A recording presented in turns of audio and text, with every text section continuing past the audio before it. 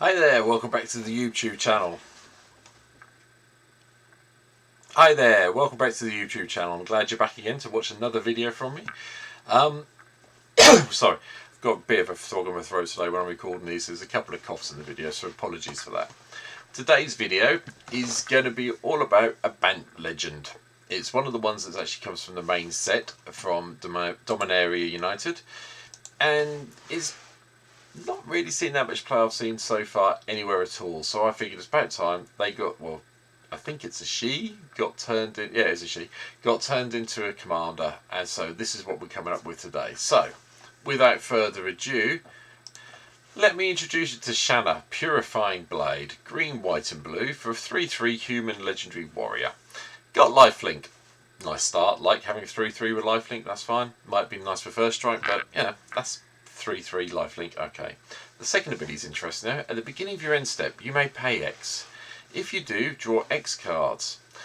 X can't be greater than the amount of life you gain this turn. Oh dear, this is nice. We've got another way of drawing cards that doesn't need coloured mana.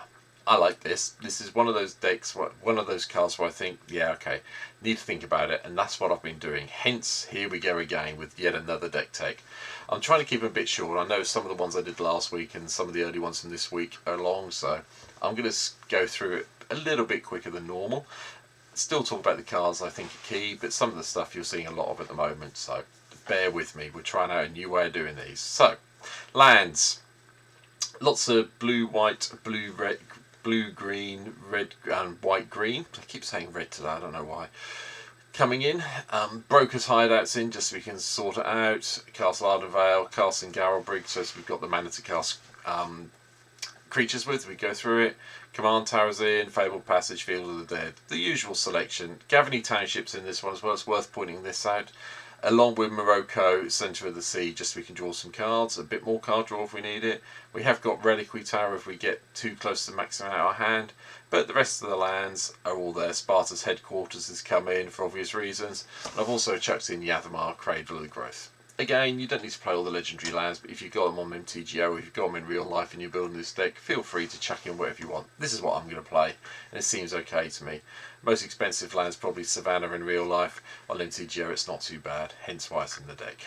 So, just go through the ramp quickly before I talk about what we're aiming for.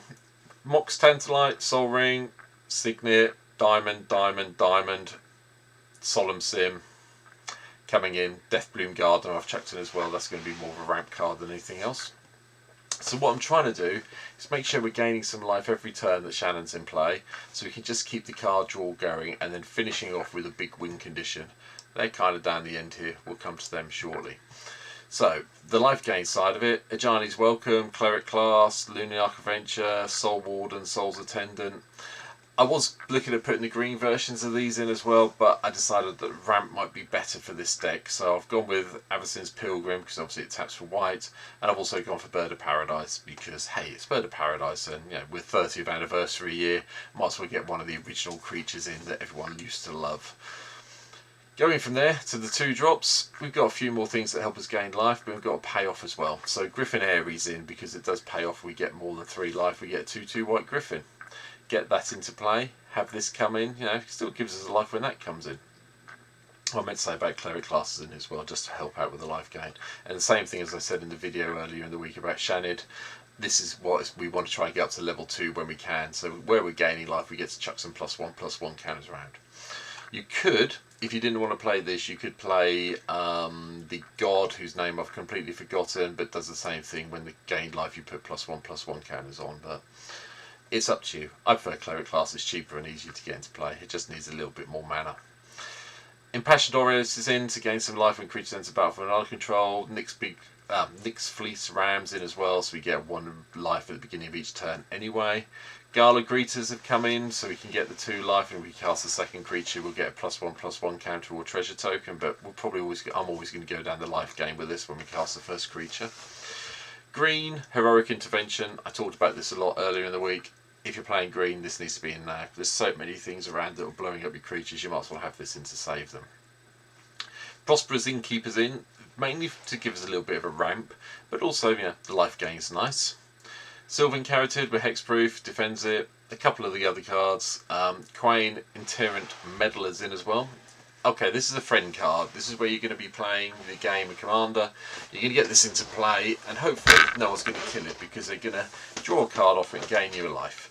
And you gain a life, which means you're getting a little bit closer to triggering something like Griffin Airy if need be. I've chucked Kinnin, Bonda Prodigy in.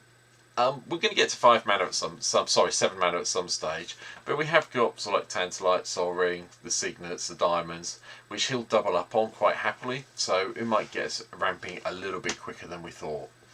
Inspiring Overseers in this deck as well for gaining the life of drawing the cards. Likewise, the other version of our wonderful heroic interventions in is Teferi's Protection. We can phase everything out if we need to and just have protection ourselves for a turn if we're about to die, so hence why Teferi's in as well. A little bit expensive on both versions, but I think it's about time I started playing some of the more serious MTG cards online, so hence why this has appeared. Deathbloom Gardener, I've already said, is a bit of ramp, but it's a nice death touch creature, which does mean that some of the early attacking doesn't always come your way. I've got Growing Rights in. We've got a lot of creatures, we'll flip it easily, get some extra mana. Likewise, Trudge Gardens in. I want to talk about this one. If I remember correctly, this came from Commander 2021. There you go, just to prove I'm right. Whenever you gain life, you may pay 2. If you do, create a 4/4 green fungus beast creature token with trample. Just remember, when you gain life, each of these triggers separately. So if you've got the mana flowing around, you can make a whole army of 4/4s very quickly, very easily in this deck. Likewise, Silver Explorer returns in. We gain some life, we get some mana. Each player draws a card. Let's get on with it. Queen Alien of Rudikak has come in as well. Creature power and toughness of each equals the number of creatures you control. If one or more creature tokens would be created under your control, those tokens plus a 1/1 white soldier. So this works really nicely with Griffin Airy. It's kind of like a mini ramp spell. I haven't played any of the usual suspects in here for doubling up tokens, so I've avoided them for this deck. I figured Shardler's Agent's quite nice, because the worst thing it's going to do is cascade into Mox Tantalite, but if you can cascade into any of these if you haven't got them out, you might as well have it in and get it playing. It's all going to benefit you in the long run, so went for it. Uro's in. Yeah, Uro's not too bad. It's coming down in price on MTGO. Real life, I know it's still a fairly chased after card, but the life gain, notice if we've got Griffin Airy in play, if you hadn't noticed, I'm sure you had done, because you're not watching these for me to teach you how to suck eggs, but playing this when Griffin Airy's in play guarantees you a 2/2 at the end of turn. I decided to go old school as well and go back to Shards Valara and bring in Rock's War Monk. Why wouldn't you? It's a lifelink, it's a 3/4. It's fairly hard to kill in Commander, but again, same trigger. Gain 3 from this, you'll trigger Griffin if it's in play. Little bit of control comes next. Day of Judgment's in. We've got some other control cards. Doomscar, Fumigate's in. So, just to blow the world up if we need to. Monster Manual's in. I like Monster Manual. I've got a little bit attached to this card. You can playing it either way seems good to me. I'm not sure we want to be milling stuff with this deck. We're probably going to wait till we've got 6 mana, play it, cast something we can't afford to cast. It gives away cheating some of the bigger creatures that we've got coming up later on, so yeah. Leonard's in, chuck some +1/+1 counts around, bit of card draw. Solemn Sim, find a land, dies, draw a card, got a 2/2 blocker for a few turns. Lots of life gain means Archangel of Hope, when it get into play, is chucking +1/+1s around like no man's business. Likewise, Slimefruit Survey is another way of searching out the lands that we need, and the little bit of scrying you can do is really helpful. So let's see what happens with it. I was lucky enough to open a Defiler of Vigor in the pre-release draft I did on MTGO, so I've kept hold of it and it's gone in this deck. Putting, whenever you cast a green spell, put a +1/+1 counter on each creature you control just seems like ridiculously good to me, so that's why we're here. Teferi's in, just to untap the lands, maybe bounce some stuff, and if we get the Emblem all well and good, but it's probably more the untapping and the bouncing that we'll be using Teferi for. Sara Jonia, Senior of Evera's in. 5 mana for a 4/4 isn't great, but when it becomes tapped, put a +1/+1 counter on each creature you control with toughness less than the number of basic land types you control. If we're producing lots of little tokens, this is going to bump them up really quickly. And we have got ways of producing tokens that we're coming to. Tatiova, Benethic Druids in. Gain the life, draw a land, bit of landfall trigger. Likewise, Chilene's in as well. If we've got anything that comes in and we want to get it going, we can bounce some of our stuff back if we need to say something. For big life game, Beacon of Immortality's here. Haven't played it for a while. I decided this might be the deck for it, so I'm trying it out. Basri's in the other version, Devoted Paladin. You saw the previous Basri in the deck from yesterday, but I've put this one in here for the +1/+1s, and the whenever a creature attacks, put a +1/+1 counter on it this turn. The -1's actually really good. It's just expensive, so we'll see how it goes. Elspeth's in for some creature control, but it does give us tokens, and tokens mean prizes when you have this in play, as what I've just said. Sun Titan to return all the things that are going to die from down this end, because they will die. Valkyrie Harbinger, because chances are eventually we will be gaining more than 4 life a turn, and getting those angels come into play seems like a good plan to me. True Conviction. Love this card. Very good card. Very expensive. Very hard to cast with 3 white and 3. But giving all your creatures double strike and lifelink in this deck is just amazing. Consecrated Sphinx is in as well. I like some card draw. Yeah, it's one of the reasons we do have the Reliquary Tower sitting around down here somewhere, just to prove it's there. Card draw is always good fun, so that's gone in. Likewise, Bootlegger's Stash. I'm still trying to find the deck that sits at home, and I'm trying it in this one. Tapping our lands to create treasure tokens before our turn starts seems like a really good plan to me, so we can get that extra mana floating around. Is this the right deck for it? I don't know. I'm still trying to find a home for it. If you've got any ideas, let me know down below in the comments. I really appreciate it. Wolverine Riders is in as well. Create a 1/1 elf token each upkeep, so a bit like some of the things that produce saplings every turn. And when another elf enters a battlefield under your control, you gain life equal to its toughness. So if you have Wolverine Riders in play and it survives, next turn you're going to get a 1/1 and gain at least 1 life. If you've got any of these guys in play, you'll be gaining a lot of life. Now, it doesn't trigger, just so we're clear, it has to be Griffin Ares in your turn. So you're not going to be doing that, but you do need to pad your life total a bit, and this seems to me like a reasonable way of doing it. Approach of the Second Sun's back in as a, second or third win con. Might as well have this in as well.